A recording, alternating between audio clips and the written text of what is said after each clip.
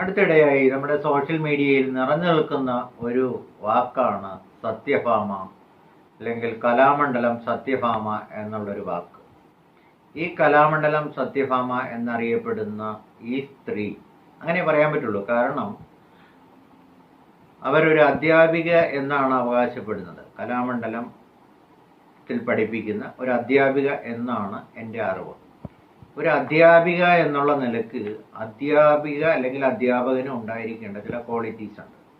വരുന്ന തലമുറയെ നല്ല രീതിയിലേക്ക് നയിക്കുന്നതിന് വേണ്ടിയിട്ടുള്ള ഗൈഡൻസ് കൊടുക്കുകയും അവരെ അതിന് പ്രാപ്തരാക്കുകയും ചെയ്യുന്ന ഒരു സംസ്കാര സമ്പന്നമായ ഒരു ഭാവി ഉറപ്പിക്കുന്നതിന് വേണ്ടിയും അവരുടെ കലാപരമായും സാംസ്കാരികപരമായും വിദ്യാഭ്യാസപരമായും ബുദ്ധിപരമായും ഉള്ള എല്ലാ കാര്യങ്ങളിലും പ്രാധാന്യം നൽകിക്കൊണ്ട് പ്രവർത്തിക്കേണ്ട ഒരാളാണ് ഒരു അധ്യാപിക അല്ലെങ്കിൽ അധ്യാപകൻ.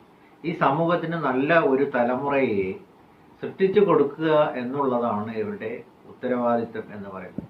ഈ വായി വരുന്നത് വിളിച്ചു പറയുന്ന, പുലഭ്യം പറയുന്ന ഈ സ്ത്രീയെ, അങ്ങനെ എനിക്ക് പറയാൻ പറ്റുള്ളൂ.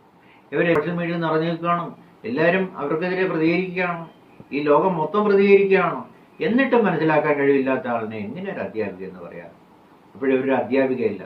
മല്ലികാ സുകുമാരൻ തൻ്റെ മീഡിയയിൽ സൂചിപ്പിച്ചു, അവരുടെ പ്രതികരണം അവരറിയിച്ചു. വളരെ വളരെ പ്രതിഷേധാർഹമായിട്ട് അവർ സംസാരിക്കുന്നുണ്ട്. എല്ലാ സോഷ്യൽ മീഡിയയും അവർക്കെതിരാണ്. നമ്മൾ എൻ്റെ അഭിപ്രായം ഞാൻ പറയുന്നു, നിങ്ങളുടെ അഭിപ്രായം നിങ്ങൾ കമൻ്റായി രേഖപ്പെടുത്തൂ. ഓക്കെ, നമ്മൾ പ്രതികരിക്കണം, നമ്മൾ പ്രതികരിക്കേണ്ടവരാണ്.